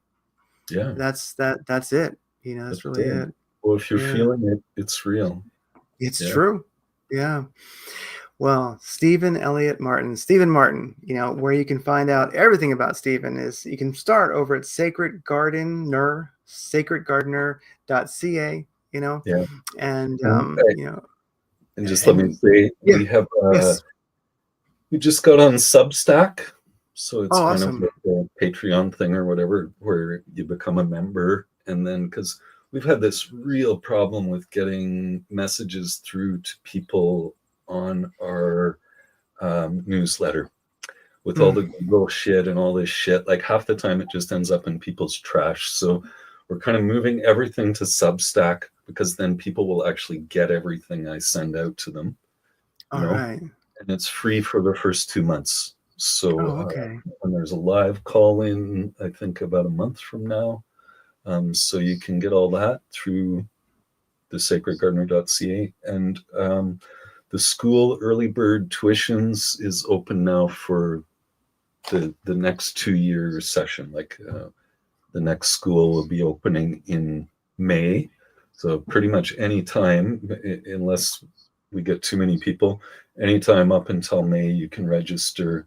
The early birds, I think it goes till March or something like that. That's awesome. Yeah, definitely a course that, I know I would like to take. So, and it's actually when you look at all it entails, it's very modestly priced. So, definitely encourage. Many people have come over the years and said that they would pay that much just for the food. Like it's, maybe gosh, the food, I can just divine. Yeah. Oh gosh. My wife I can only imagine. Oh gosh, I can only imagine. Okay, well, hopefully I see you there and talk to you again at some point. Well, Stephen Martyn, thank you so much for being on sacredgardener.ca. Check out that Substack, and everybody take care. Thanks. Blessings. Yeah.